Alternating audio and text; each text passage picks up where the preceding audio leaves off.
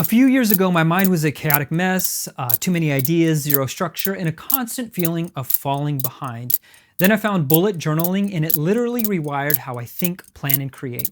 I used to think that bullet journaling was the only way to get my thoughts in order until I started experimenting with different styles. Now I'm on a mission to find the best journaling method for self-expression, creativity, and creating a writing ritual. Let's dive in. Hey, my name is Nick, and my job is to help you find a journal style that'll work for you. Journaling can have positive effects on our mood and help us with stress relief, improve self-awareness, better decision-making, and increased creativity. But many of the journaling techniques are pretty niche or have a rigid system and don't teach flexibility. So how can you find more self-expression and find a journaling technique that's going to work with you? Today, we're going to take a look at some journaling styles and techniques that we can build off of. One is going to be the good old bullet journaling. It's the journaling method that your mom loves because of its bullet points, spreads, layouts, and its appeal to organized individuals. We're also going to be taking a look at positive effect journaling, non-clinical, because that's really important. Fleeting notes is a part of the Zettelkasten method. We'll take a look at the fleeting notes method and a stream of consciousness writing. And finally, the 5-year journal or 1 line a day. If you're going to get the most out of your journaling by making it truly yours, you want to start with this idea of combination. What sparks joy for me is when I combine drawing and free writing. The reason I introduced the combination method to you is you're going to gravitate towards a part of a journaling method or a system, but not like some other parts of it. To start to find your own method, I would consider your personality. Are you structured, spontaneous, goal-oriented, introspective? What I'm about to talk about are some great methods for creativity and mood boosting. If you're someone who needs positivity in your life, positive effect journaling, non-clinical, is something we're going to take a look at. This could be like gratitude journaling, validating your positive emotions through affirmations or writing about what you're looking forward to in life. This could be noting the positive emotions you have or making an affirmation that enables you to develop a sense of emotional control in your life as a journal practice. If you want to go the clinical positive effect journaling route, I warn you that that must be done under a medical professional. What we're going into today is not the specifics of clinical positive effect journaling, but I'm going to leave a link for you so you can study it on your own, read about the positive effects and how to do it. But again, you should have a medical professional supervising you while that is happening. If you want to explore your subconscious, I would say morning pages is a great way to access that deep-seated emotions, thoughts, and memories that are buried by daily life. I have 3 journals filled with my morning pages.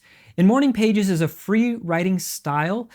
It is by Julia Campbell in her book, The Artist Way.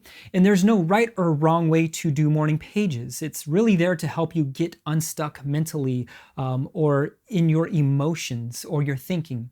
If you don't know what to start with, write that down. I don't know what to start with until something sparks. This method is here to help you feel again. It could be raw, it could be emotional, or it could be just a regurgitation of yesterday's events or a song that is stuck in your head. I have to admit with you, I didn't vibe with this 100%. I found it insightful the first few mornings, but my personality is one for accomplishment, and I didn't feel like I was getting enough done. So I shortened my morning pages to 1 paragraph, and I would just free write until I'm satisfied. I write so much already that this felt like a redundancy, but for you, it might just be the thing to unlock some deep level creativity. When I talk about free writing, I do it with drawing. I find an image online that makes me giggle, wiggle, or gasp. Who wrote that? But not really. What I do is I find something I wish I created.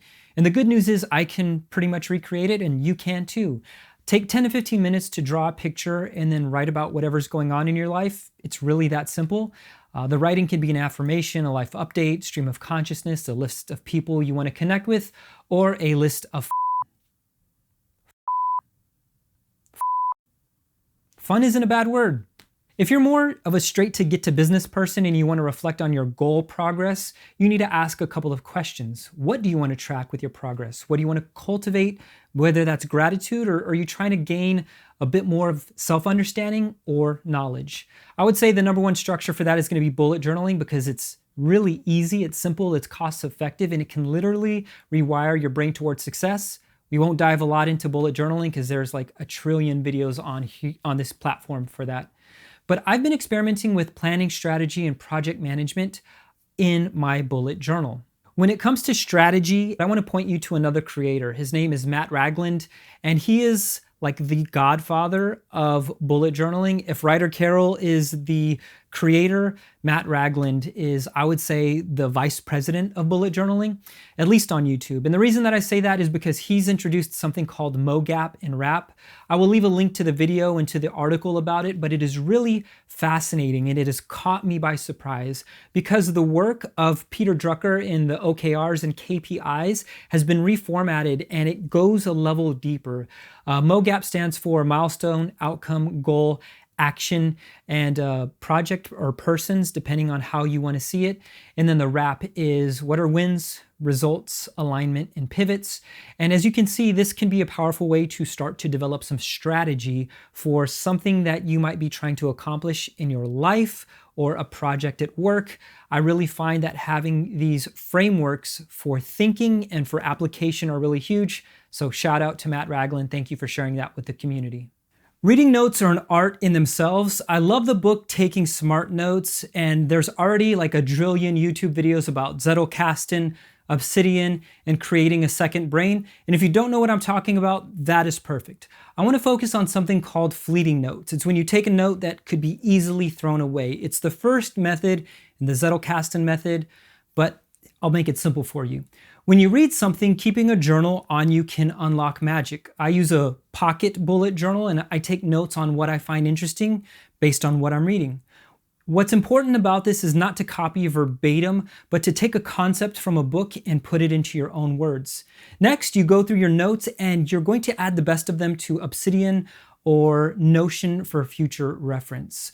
What is really powerful about this is you can start to build a writing routine very, very easily just based upon reading. I want to encourage you, find something that works with you, something that resonates with you. If all of this stuff hasn't resonated with you, you might want to break this down to even smaller chunks. There is a great method, it's like the 5-minute journal or the 5-year journal. And I know those two sound like, man, that's a huge discrepancy and a huge gap.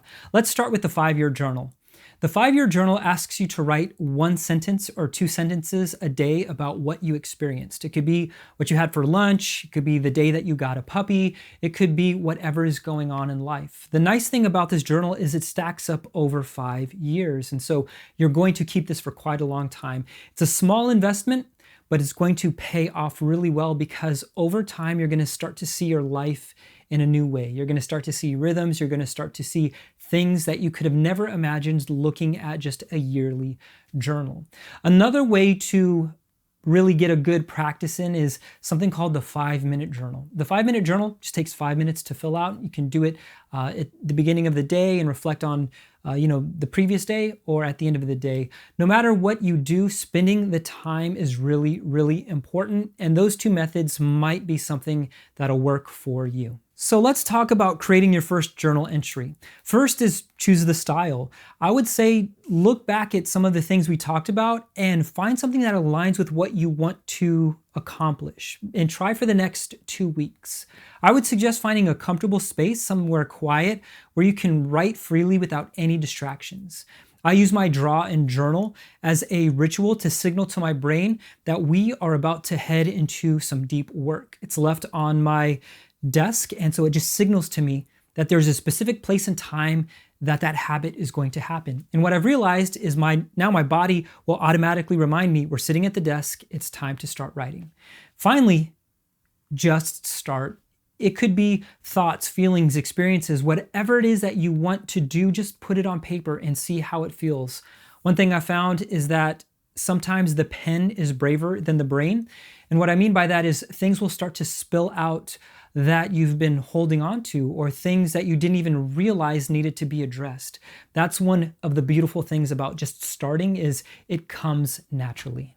As you schedule regular times, whether that's, putting it in your phone or a calendar, short entries can have a significant impact. Like we talked about the 5-year journal or the 5-minute journal, it's just a few moments, but it can help with clarity, self-expression, and organization. And so I'm gonna share a couple of tips that I've found that have really helped.